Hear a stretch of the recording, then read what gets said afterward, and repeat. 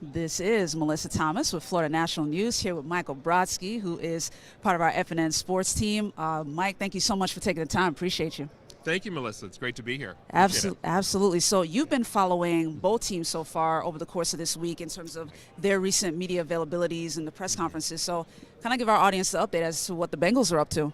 Sure, absolutely. I just was listening to the Cincinnati Bengals just had their virtual press conference. Of course, this year, just like last year, it's been a little bit different from what we've experienced in previous Super Bowls in terms of the coverage. The teams, of course, are forced to do all of their press conferences through basically Zoom. I'm sure a lot of people at home can relate in terms of doing work through Zoom, and everything is virtual these days because of COVID. But we heard from quarterback Joe Burrow, who had a lot of things to share about their preparations. They just arrived yesterday here in Los Angeles. They flew in from Cincinnati, and he also had some interesting comments about his memories of Matthew Stafford, who of course he's playing, the Rams quarterback, and Stafford actually was drafted when Joe was just a teenager, so he really followed his career growing up, and so he had some interesting comments. So check out, we'll have an article posted in just a couple of hours where we'll have some of the comments from Joe Burrow.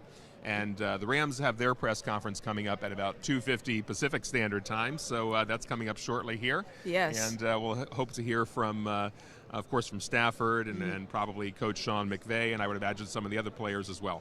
Yes, and just a quick reminder for you guys, the teams will be doing their media availabilities in person tomorrow, so Florida National News will be... Isn't that Friday? Is that Friday? I think that's Friday. Okay. Well, we'll double check. We have one more day of Zoom conferences. That'll be tomorrow. One more day of Zoom conferences tomorrow. But Friday is really the only day this week that they're actually going to be appearing live. And it's been a while. You have to go all the way back to 2020 when the Super Bowl was in Miami. Back then, pre-COVID, when they were actually doing these press conferences live and in person, you could get face-to-face with the players and ask them crazy questions. And now it's a little different because it's harder to kind of get in the line and get in the queue, and so you don't really hear the off-the-wall questions that you probably remember from Super Bowls of days gone by. But hopefully we get a chance to do that on Friday. I'm curious to see how close we can get to the players, or whether they will sort of keep the media at a bit of a distance to keep them safe from COVID. We'll see.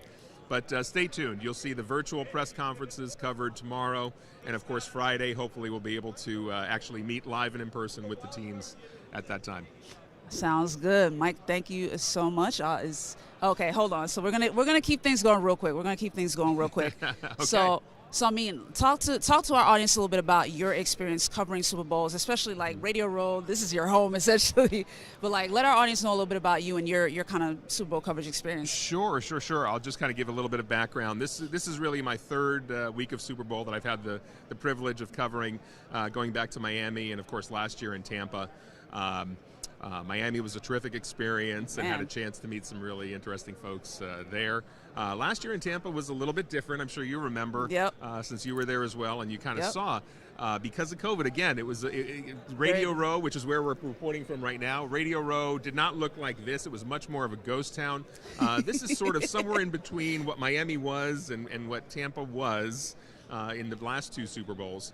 So hopefully if we can ever achieve herd immunity or ever get to the point where COVID is no longer an issue, hopefully we'll get closer to what we experienced back in Miami. But also had the privilege of covering a couple of the Pro Bowls when they were in Orlando. Right. So this has been a great experience, and I certainly appreciate the opportunity to work with Florida National News here and help out in terms of covering this year's week of Super Bowl again. Absolutely. So yeah, we definitely appreciate what you've been bringing so far, especially back in Miami, through Tampa, and especially here as well. So thank you so much for your time. Thank you, Melissa. I appreciate it. Absolutely. And guys, we're going to continue to keep the conversations going.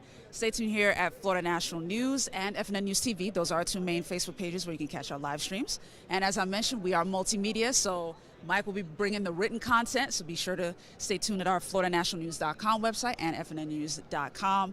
And on Instagram and YouTube, check us out at Florida National News. Hit like, share, and subscribe. Mike, thank you so much. Thank you, Melissa. All right. Appreciate it. We're going to part ways, guys, and then just kind of take a look at that environment, guys. Enjoy the hustle and bustle.